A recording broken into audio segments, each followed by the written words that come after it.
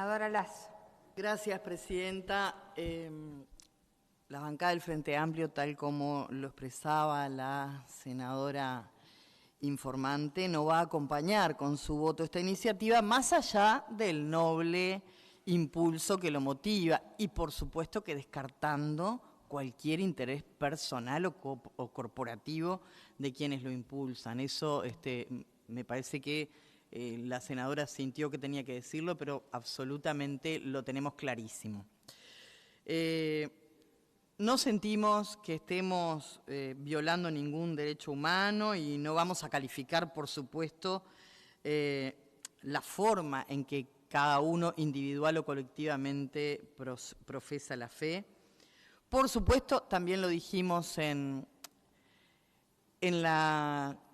comisión en su momento, obviamente tenemos y creemos que hay otras prioridades. Hoy, sin ir más lejos, estamos en un día en que en 12 horas hemos tenido 4 asesinatos, niños baleados, infancia en situación de vulnerabilidad, y nos parece legítimamente que otros serían los temas que podríamos estar tratando. No invalidan en este caso esto. Los trabajadores de Gloria que fueron despedidos por WhatsApp,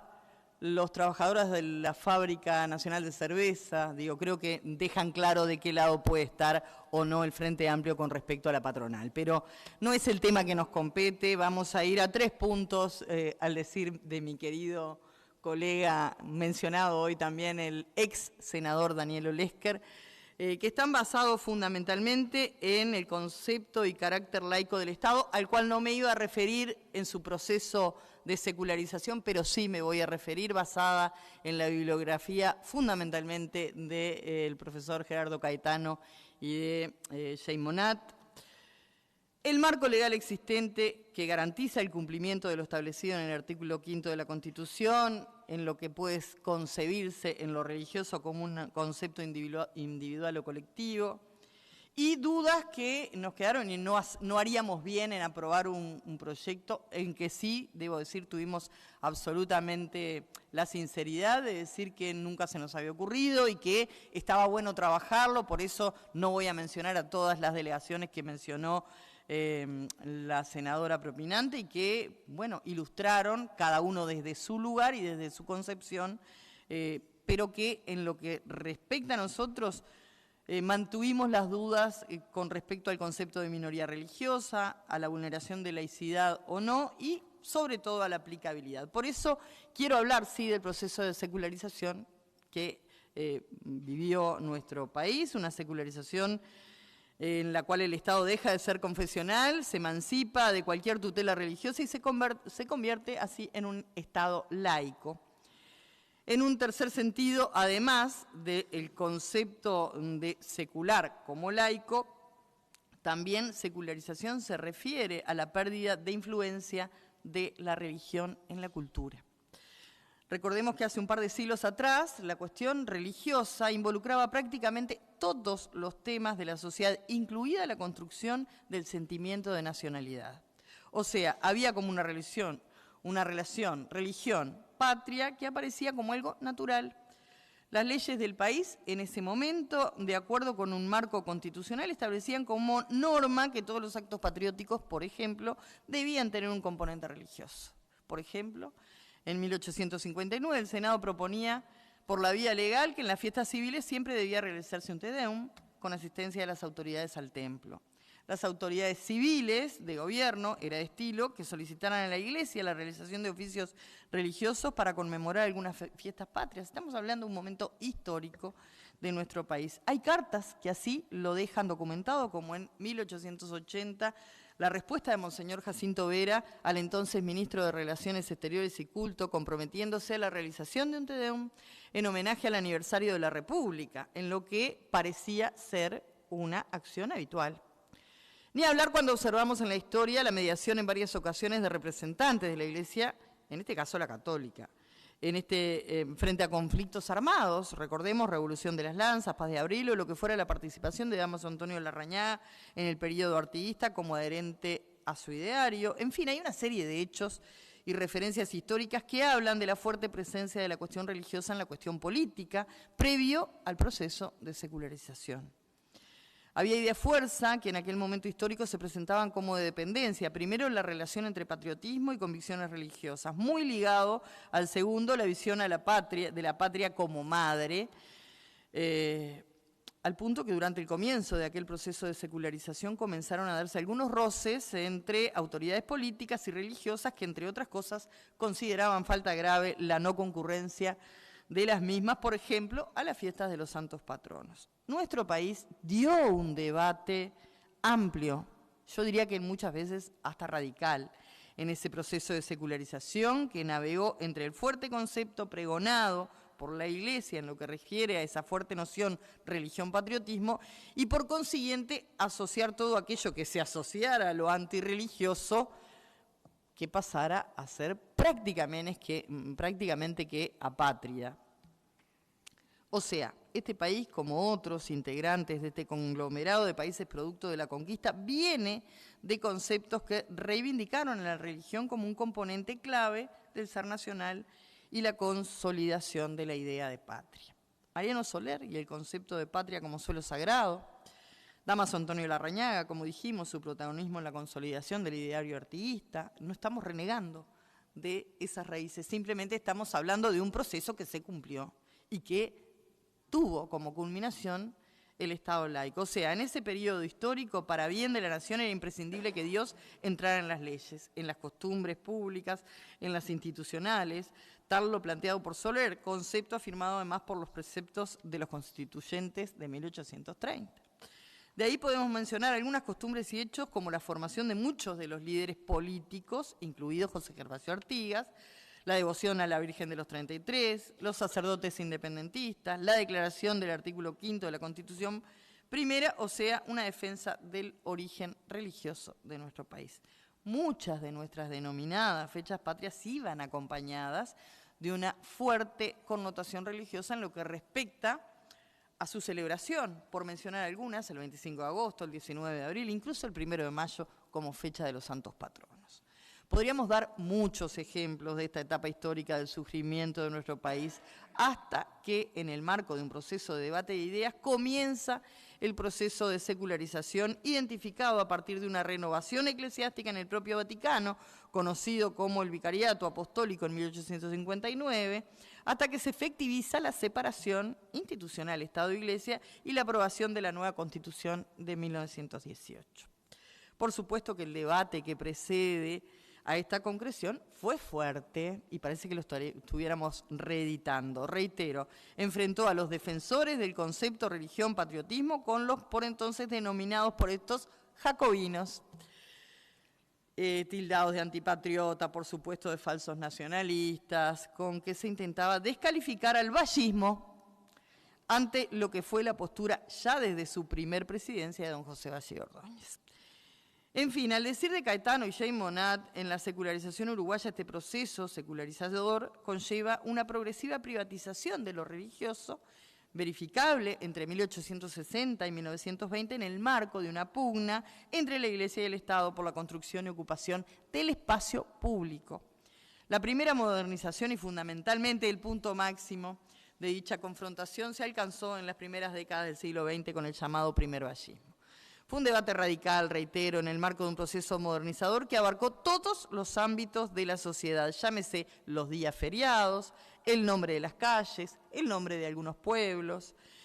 los libros de texto de historia, comenzando con la expresión del primer periodo vallista, 1902-1907. Aquí usted misma hace unos días, señora presidenta, mencionaba la ley de divorcio y su surgimiento, la causal de disolución del matrimonio, en principio por mutuo consentimiento, o el surgimiento del propio Hospital Pereira Rosell con carácter estrictamente laico a partir de la voluntad claramente expresada por los donantes del predio, en este caso Alejo Rosell y Rius y Dolores Pereira de Rosell. Este comienzo del proceso de secularización tuvo entonces algunos hechos trascendentes, como fueron en 1906 la quita de los crucifijos de los hospitales como símbolo de laicidad, precedido de la polémica entre Pedro Díaz y Rodó. Vale la pena recordar y releer ese episodio antes de la definición interna del Hospital de Caridad integrada por Canaval, Navarro, Benítez y Manuel Quintela, que ordenaba el siguiente aviso colocado en un lugar visible en las salas del mismo: la libertad religiosa es absoluta en este hospital, ningún asilado ni miembro del personal está obligado a hacer prácticas religiosas que no desee, eso dependerá enteramente de su voluntad. Disposición que fuera tomada y publicada en el diario El Día en 1905.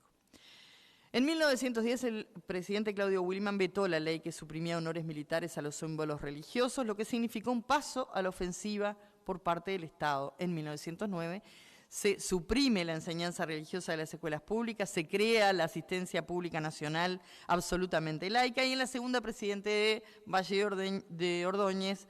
el proceso se acelera. En 1911, al asumir, Valle desdeñó el juramento tradicional porque contenía elementos religiosos y marcó cuál habría de ser el perfil del nuevo gobierno. Esto trajo consigo algunas medidas hechas ley, entre otras, la supresión de feriados religiosos, un proyecto del diputado Pedro Cosio del 25 de marzo que no prosperó, pero que configuró lo que luego sería la ley de 1919, el retiro del embajador uruguayo del Vaticano el 30 de marzo, el proyecto del diputado Gilbert sobre severos controles a la enseñanza privada, la creación por parte del Poder Ejecutivo de una comisión para inspeccionar las casas de religión en cumplimiento de la olvidada Ley de Conventos de 1885 y la aprobación prácticamente sin discusión, vetada por Williman, de supresión de honores militares a los símbolos religiosos, entre otras. A partir de 1911, las medidas secularizadoras avanzaron en todos los campos hasta culminar con la separación de la Iglesia y del Estado dispuestas por el artículo 5 de la Constitución de 1917. Por supuesto que a partir de ese momento se han planteado resistencias que, según el momento histórico en que nos encontramos, puede ser más o menos explícito. Entre las acciones planteadas en aquel proceso de secularización hay algunas que por lo menos hoy pueden parecernos hasta jocosas, como por ejemplo que se admitiera en 1918 la utilización de disfraces religiosos en las fiestas de carnaval, y otras quizá más extremas, como el planteo de los senadores Areco y Simón de que en ningún establecimiento privado de enseñanza podría enseñarse religión y que se prohibía ejercer la docencia a las personas de sexo masculino que hayan hecho o estén en trámite de hacer voto de castidad. Esto ha variado absolutamente en el momento histórico. En 1919, la secularización de los feriados religiosos sobre la base de un proyecto del diputado Andreoli. En 1920 se proyectó la laicización de las escuelas reformatorias para mujeres, y ese mismo año el Consejo Departamental de Montevideo dispuso la supresión de las capillas religiosas en los cementerios. Se le cambió el nombre a varios centros poblados. Así, en 1909 y hasta 1930, Castillos sustituyó a San Vicente de Castillos, Esilda Polié a Santa Esilda, Artigas a San Eugenio, Canelones a Villa Guadalupe de los Canelones, Paso de los Toros a Santa Isabel, Francisco Soca a Santo Tomás de Aquino, Bella Unión a Santa Rosa del Cuarey. A partir de ese momento, alrededor de 1920 se instala un proceso que se identifica como gueto católico, que al decir de Metolferre hizo que la Iglesia Nacional pasara a vivir al margen de la vida pública uruguaya, y la propia sociedad percibiéndola, o mejor dicho, concibiéndola como una experiencia personal, íntima, privada. También vale la pena decir que no se produjo ni antes ni hoy una ausencia total de la incidencia de la religión en la vida pública, motivo por el cual este concepto de gueto está permanentemente en revisión, tal como lo indica la historiadora Carolina Gracie. Este proceso, que se identifica con el concepto de Estado moderno, condujo a la secularización estadista con el apoyo de políticos liberales, masones, racionalistas, positivistas, intelectuales, colocando a nuestro Estado en un sitial de hacedor de un concepto de religión civil acotada al ámbito privado de la sociedad al que adherimos. Luego está el establecimiento de la libertad de cultos total en la Constitución de 1918. Se estableció también una libertad de culto total en la República, y si bien se retiraba el sustento económico del Estado a la religión, se respetaron y se reconoció, si hacemos memoria, la propiedad de los templos, aún los construidos como en su mayoría, con fondos públicos, aunque se eximió de impuestos a los templos religiosos, como lo indicaba el flamante artículo 5 de la Constitución. O sea, aquel repliegue fundamentalmente representado por la presencia de la Iglesia Católica de los espacios públicos llevó a lo que puede darse en reconocer como la privatización de la religión, y coincido con el goce de las libertades públicas como un valor esencial coincidente con la pluralidad religiosa ampliada por la ola inmigratoria que continúa hasta nuestros días, que ha tenido curvas ascendentes, descendentes, que se puede identificar, reitero, hasta nuestros días. También hubo un debate fecundo sobre los textos de historia que se dio incluso en el ámbito parlamentario, allá por 1932, por la utilización de las escuelas públicas y los institutos normales del texto de Hermanos Damasceno. Además, con la ley del 23 de octubre de 1919, y aquí quiero hacer hincapié en esto porque en nuestro país no existen feriados de carácter religioso, cada uno los adopta como quiere, pero efectivamente en 1919 la ley del 23 de octubre estableció el Día de la Familia por Navidad, el Día de los Niños por Reyes, la Semana de Turismo por Semana Santa. O sea, las fechas que en el calendario nacional se establecieron dejaron el espacio para la connotación religiosa acotado al ámbito privado. Y este hecho fue consolidado en un escenario que estuvo caracterizado por ser un espacio amplio, homogéneo, con una fuerte impronta identitaria, con distintivos tan fuertes como el de la educación laica, pública y gratuita y la alfabetización masiva, que trascendió, por supuesto, a los nacidos en esta tierra, abarcando las diferentes corrientes migratorias, fusionándose en un concepto de nación común, aquella expresión de José Valle y Ordóñez, de uruguayos, vengan de donde vengan. Ha habido un proceso de evolución histórica constatado en nuestro país. Vayamos al proyecto. En primer término, nos ha costado, reitero, fue una de las puntualizaciones que hicimos, identificar ese concepto de minoría en un país donde las características de laicidad, donde no existe un registro de cultos, que bueno, también se debatió bastante esto y incluso fue parte de las modificaciones que se le hicieron al proyecto, porque ¿quién define lo que es minoría? Allí aparece un carácter jurídico de esta expresión. Sobre el mismo veamos, por ejemplo, que dice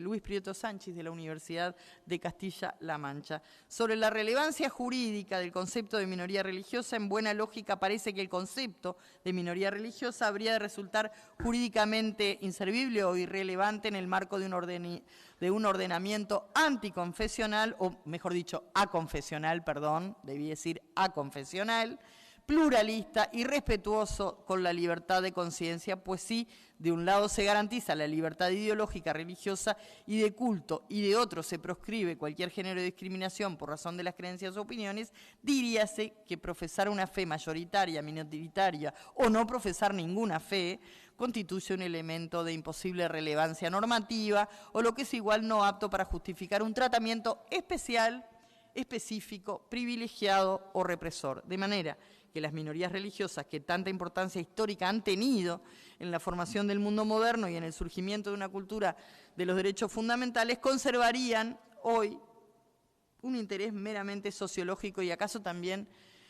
internacional, por cuanto numerosos países no han asumido esos valores de libertad e igualdad que hacen inútil la noción de minoría religiosa, pero nada más que eso. Hay un segundo motivo para que las minorías religiosas fuesen hoy concepto irrelevante en nuestro derecho, y es que si no hay un fundamento jurídico para discriminarlas, tampoco hay razón social para privilegiarlas. Ahora, bien, al margen de las preferencias personales, lo que parece claro es que un derecho de minoría se muestra siempre y necesariamente como un derecho especial y desigualitario, ya sea perjudicial o beneficioso. En el sentido en que vivimos en una sociedad en la que sociológicamente impera una suerte de multiconfesionalidad alentada por ese proceso de secularización del Estado en la que convivimos todos los integrantes de la misma, Entonces, desde el punto de vista jurídico, creo que procede hablar de minoría religiosa cuando un grupo o alguno de sus miembros recibe un tratamiento jurídico de cualquier forma desventajoso en atención precisamente a la profesión de una fe religiosa. Esto en nuestro país, entendemos, no sucede, por eso entendemos que el marco jurídico que lo avala está protegiéndonos a todos y todas, por lo anteriormente expresado en ese proceso de secularización que vivimos. No tenemos feriados religiosos, nuestro país adhiere, como bien se dijo, a convenciones internacionales que amparan en derecho como la Ley 19.584. Desde un punto de vista sociológico, determinar el concepto de minoría religiosa se reduce en principio a una cuestión numérica o estadística, aunque naturalmente es arbitrario trazar la frontera que pueda separar mayorías de minorías. El concepto jurídico puede coincidir con el sociológico, no ha de ocurrir así necesariamente. Una minoría puede hallarse en idéntica posición que la confesión mayoritaria, y este es el ideal del modelo laico y de separación entre Iglesia y Estado. Entonces, jurídicamente, minorías religiosas son aquellos grupos que reciben un tratamiento más o menos especial, le hace discriminatorio por motivo de sus creencias religiosas. No creo que pueda ponerse en duda que nuestro ordenamiento jurídico garantiza en lo sustancial la libertad religiosa. En el caso que nos ocupa, para empezar, no veo por qué la profesión de una cierta fe religiosa, el ateísmo o el agnosticismo han de ser una de esas circunstancias sociales que dan lugar a una desventaja o discriminación de hecho que debe ser compensada, y por tanto tampoco comprendo la necesidad de dictar una normativa de especial tutela o protección garantizada la libertad religiosa y todo lo que ella supone con carácter igualitario, y su derecho deberían dar por cumplida su misión y no innovar legislando en nombre de una libertad que hoy ya existe, que fue el resultado de un proceso de secularización absolutamente vigente. La Constitución establece la libertad religiosa y afirma que el Estado no sostiene religión alguna. Las normas legales prohíben la discriminación basada en la religión. Por todo lo anteriormente expuesta, es que esta bancada no va a acompañar ese proyecto de ley. Pero me parece importante también mencionar a otras delegaciones que comparecieron y que, en este caso, quien no necesariamente profesa ningún tipo de religión, o mejor dicho, sí tiene creencias, pero no es una quien profese activamente su religión, pero en esta ocasión la comparecencia de la Iglesia Evangélica Armenia Esperanza en la ciudad, integrada por los pastores Pedro Lapatián y Miguel Machado, creo que han expresado claramente en 10 puntos que compartimos independientemente de no profesar la misma fe religiosa, y que dice en el punto 1, un proyecto de ley que ofrece facilidades en el entorno laboral y educativo para participar de actividades religiosas, más allá del noble impulso que, reitero, adherimos, que se encuentre detrás del mismo, puede resultar perjudicial para el desarrollo del grupo al cual se pretende ayudar. 2, si se otorgan beneficios o privilegios por convicciones religiosas, aquellos que no las tienen se podrían ver en desventaja y se habrá de producir desigualdad. Eso traería repercusiones negativas con el empleador, el educador o los pares. 3, entendemos que no es correcto imponer a los empleadores la obligación de modificar y adecuar sus lógicas de trabajo para contemplar a cada individuo en el ejercicio de sus ritos religiosos. Hay empleadores que son evangélicos y otros que no, pero en todos los casos, si en una empresa se encuentran trabajando varias personas que profesan un mismo credo, la ausencia por motivos religiosos podría llegar a cortar la cadena de producción y traer perjuicios. En cuarto lugar, estoy leyendo textualmente lo que quedó constatado en la versión taquigráfica de la comisión. Creo que no tenemos por qué explicarlo, pero vale la pena que quede allí en la propia comisión donde se trató este tema. Para el desarrollo tanto individual como colectivo de las religiones es suficiente el marco legal existente. Coincidimos plenamente con este concepto. Esto implica que no se ve producente un registro de expresiones religiosas. Eso fue modificado, debo reconocerlo, en el proyecto que se está tratando. En la práctica religiosa, como quinto punto, existen diversos grados de involucramiento y de compromiso. En el transcurso de la vida de un individuo, este puede cambiar de religión o abandonarla por completo. En caso de cambio de religión, se vería en la obligación de volver a realizar un trámite en ese sentido. También puede dar lugar a que se utilice el nombre de una organización religiosa a la cual ya no se pertenece para obtener un beneficio. Y esto podría llevar a que algunos ciudadanos accedan a privilegios sin que nadie pueda verificar que cuente con los requisitos para acceder a los mismos, como fehacientemente puede ser el día libre para utilizarlo en la práctica de su religión. Asimismo, y en el punto 6, expresan los pastores la creación de registros. Bueno, esto lo voy a obviar porque se quitó el tema de los registros. Pero desde una perspectiva que ellos mismos han adherido desde el punto de vista de su filosofía, de su religión, no existe la obligatoriedad de que sus integrantes dispongan de uno o varios días en el año para la observancia de su fe. Únicamente se consagra un día en particular, como tienen muchas religiones, por ejemplo, el domingo como reposo semanal y la posibilidad de congregarse en los diferentes templos que se extienden en todo el país. Y desde la perspectiva se entiende que el papel del Estado debe ser el más neutro posible en cuanto a las decisiones religiosas de los ciudadanos y es responsabilidad del individuo gestionar los obstáculos que pueda encontrar para el desarrollo de las mismas. El individuo que desea expresar su fe cuenta hoy con las herramientas como el uso de licencias reglamentarias o la posibilidad de negociar directamente con su empleador la posibilidad de tomarse un día libre. Sería injusto, culmina diciendo en su punto 9 esta fundamentación que hicieron los pastores mencionados, sería injusto exigirle al país, sus empresas, sus instituciones educativas que adapten sus actividades a una incontable variedad de expresiones religiosas, entendiendo que Uruguay no tiene feriados religiosos. Esto coloca en igualdad de condiciones a quien practica una religión con convocatoria numerosa y a quienes son expresiones que pueden ser desapercibidas para esas otras minorías. Y por último, cierran diciendo que la sociedad uruguaya está compuesta por una gran diversidad de partidos políticos, grupos étnicos, otras formas de agrupación ideológica que tienen sus fechas de recordación y por ello no se les está dado el mismo beneficio. Los feriados no laborables debieran ser solamente los que resulten de relevancia para la construcción de la identidad nacional, la cual nos privilegia y nos responsabiliza a todos los ciudadanos, y agrego, y ciudadanas por igual. Pero quiero sumar también otra de las delegaciones que habla de la dificultad en la aplicabilidad de esta norma, que es precisamente, y se podrá decir que fue una votación no unánime, pero hemos asistido en otras ocasiones a votaciones no unánimes donde se toma en cuenta el informe que llega, en este caso, de los organismos. En este caso, el informe llega desde la ANEP y considerando el proyecto de ley referido a festividades de minorías religiosas, se estima necesario realizar las siguientes puntualizaciones y voy a leer textual el documento. Primero, el mismo se vincula al ámbito tanto público como privado y en determinados artículos hace expresa mención a la educación.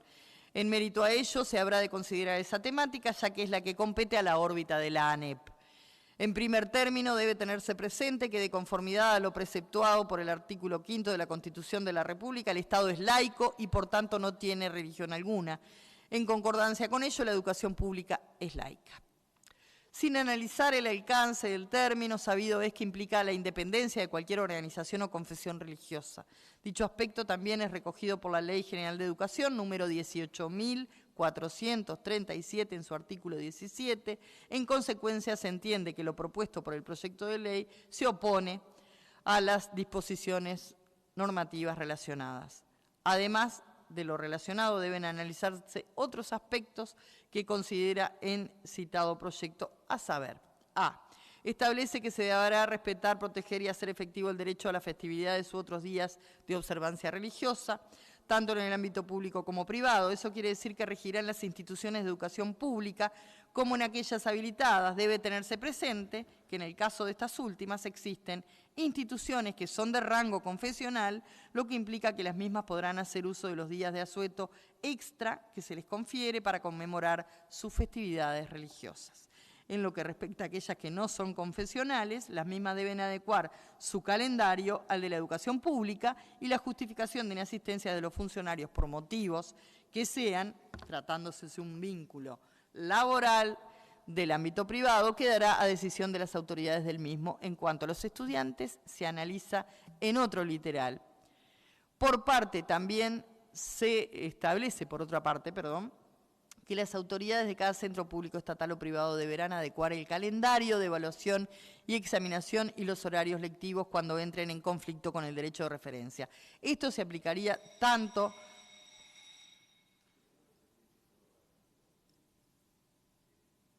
¿Sigo? Gracias. Ya termino, estoy dando lectura textual al informe de ANEP.